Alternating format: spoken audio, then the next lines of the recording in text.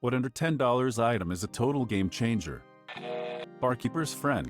If you at all have any stainless steel, specifically pots and pans, this stuff will restore it to brand new. Also takes the little silverware marks off your plates.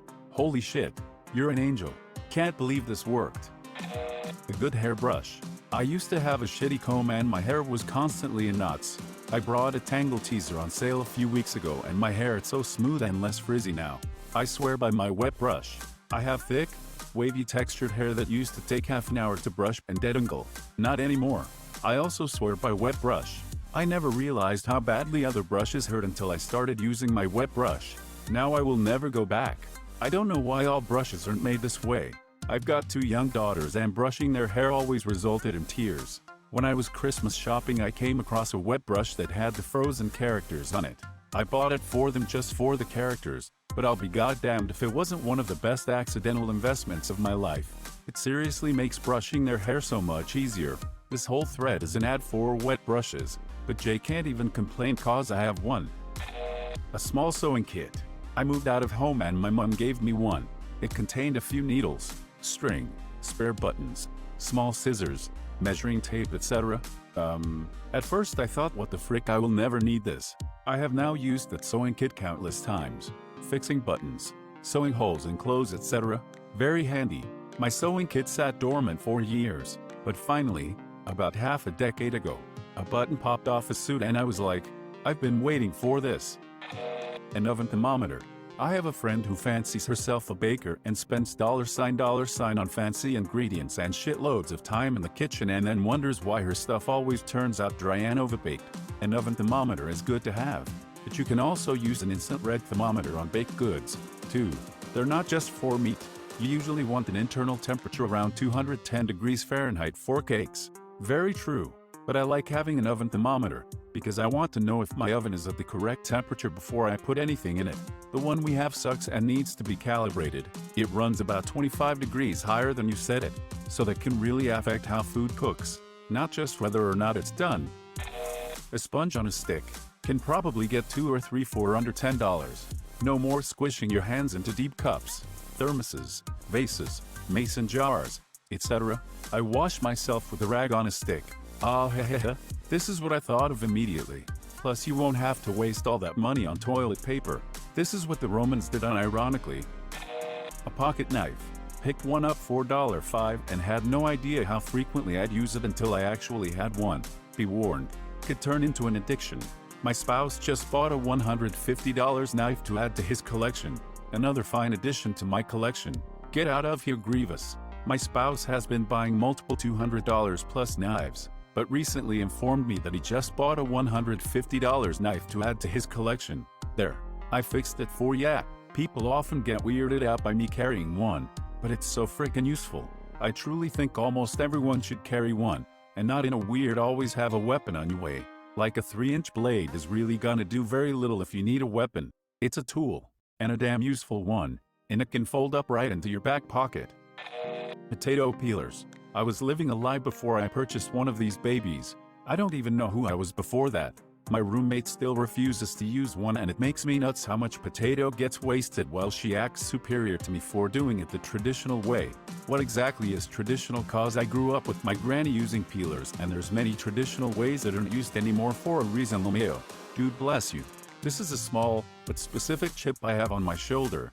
People like to pretend that anyone over 60 grew up in sack dresses gently pulling homegrown potatoes from the field before preparing them using their wizened hands with simple ingredients and a recipe that exists only in their head, passed down from the old country. You know why there are all those vintage hot dog jello pickle cream mold recipes people share to gross each other out. Because as soon as canned soup and instant pudding and frozen waffles and potato peelers and melon ballers became a cheap and available thing, people were like, oh frick yes, now I don't have to do all this bullshit the tedious way. Yes, I tried going without an electric mixer and things like that for so long, because I thought if my grandma could do everything by hand, so can I. And then I remember that when my grandma discovered mashed potatoes in a box, we never had nice potatoes anymore. I do own a potato peeler. Yeah, my dad's mom, or 1920, 3 kids by 1953, was obsessed with trying new kitchen and food stuff. My dad talks about being particularly horrified and amused when she switched to frozen pancakes and instant coffee, because it's not like either are that hard to make. She just didn't feel like doing it if she didn't have to. She wasn't a generally lazy person or terrible cook, but she spent a substantial portion of her time on an activity, and a faster and easier way to do it came along, so why not? High-quality pens. They just glide across the page and I could never go back to buying cheap ones now. This comment brought to you by the Pilot G2 gang. When I was laid off because of the virus, I had to clean out my drawer before leaving. I gave back my keys and card, but said these pens are coming with me. When cleaning out my work locker and drawer, I found dozens of pens and tape measures that had previously been sucked into the vortex of time and space. So now I've got tons of great pens again. No job, but still pens are good. 0.5mm for life. I remember when I first discovered the 0.5mm. I initially fell in love with the 0.7, but decided to try the 0.38 just for kicks and ended up really liking it. Eventually I kinda realized it just didn't glide the same way the 0.7 does, so I was really torn about which to go with. But then I saw the 0.5 in the school store and was blown away that there was a pen size between the two. From then on I was a member of the 0.5 gang. Tongue scraper. Even if you brush your tongue well and think it's clean, you'll be surprised by how much cleaner it looks after one use. Love my tongue scraper.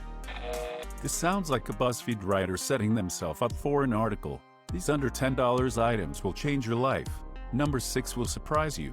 I never thought about number 7 until I tried it. You think you like number 7? Try number 8. Not a real BuzzFeed writer wouldn't bother actually asking the question themselves. That's too much effort. A long phone charging cable. I'm talking like 6 feet or longer, 10 plus or bust. I can never go back. 10 feet for bed, 6 feet for office, 3 feet for car, 1 foot for birthday gift for that annoying colleague. Alright there, Satan, you've done enough damage in 2020, thank you very much. Plus when they have the 90 degrees plug so you aren't putting pressure on the wires. Lube. I saw so many people on Reddit swear by coconut oil as a good lube. For years I just brushed them off as broke college kids who couldn't afford a decent bottle of lube, and seeing as I found a great brand, I never bothered to try. One day that brand ran out and I used some coconut oil instead, and holy shit, I've been using it ever since. So many benefits over even the best lubes. Watch out with latex condoms though, can cause them to fail. Not an issue for us, but thanks, us. Look at you flexing. Commend his girlfriend Pamela. A library card. It's great. Having fun isn't hard when you've got a library card. Once you get one, you can learn about Jekyll, Hyde, Hyde, Jekyll. So I'm not the only person who hears that song every time some says library card since I was 4. No, there's a few of us around. Jekyll, Hyde, Hyde, Jekyll. A clip for your phone in your car that attaches to your air vents, or something like that. Don't need to hold the phone in your lap when using the GPS or putting it in a cup holder, lol. Get one that is magnetic. That shit is fantastic. Have a recommendation? Not easy steely. It's basically a ball bearing that sticks to the dash, and a small magnet for the back of your phone. I also use the magnet to stick my phone to the stove while cooking, under the hood while working on the car, etc. A condom? Life-changing, life-preventing, life-saving, life finds a way. Quality soaps. Shampoo. I consistently get compliments on how good I smell, and I never use cologne. I'm game. What soaps do you recommend? I personally use a hypoallergenic Dove soap, Method Men body wash, and Dove shampoo. Conditioner.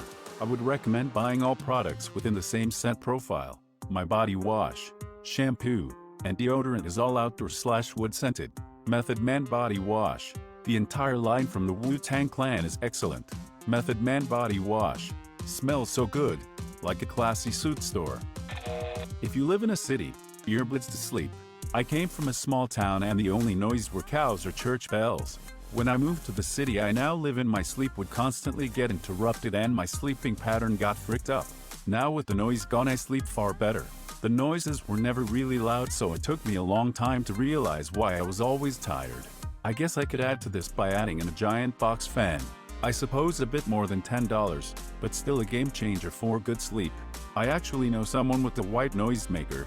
This would make it where you don't get cold, but can still have the background noise. I used to live downtown in my city. Most mornings at 3 a.m. someone would rip past with his motorcycle. I slept like shit on the nights he worked. Assuming he worked at one of the bars, I could sleep through sirens, but not that loud-ass street bike. My guy, let me tell you about my motherfucking planner. That's right, son. It's a calendar with space for notes. It's not a real day timer. This is some shit I bought at the dollar store. The cover looks like fake leather. It has the days written down in it. One for each freaking page, son. I carry it with me wherever I go, and I write shit in it. Nobody cares what you write. It's a planner, not freaking Tolstoy. But when everyone else is pulling out their phones to take notes and check their calendars, I pull out my cheap shit planner from the dollar store. Motherfrickers are alike. This is a choice individual. Our upcoming appointment was just written the frick down on paper. This guy cares about me and what we are doing in the future. I feel cared for. Then I show up to the meeting, and right next to that appointment, I take more notes. Then if I want to see what I did the last time we had a meeting, it's all freaking there, shithead. This is the most aggressive ad for a planner I've ever seen, and it worked. I bought 3 planners after reading that. I am now micro-planning every second of my day and my stool has improved. Life changer indeed. This rides the line between review and copy pasta, and I've never wanted a planner this badly before. I'd love to hear you order a coffee or something. You must terrify the cashier. Best shit I've read all day.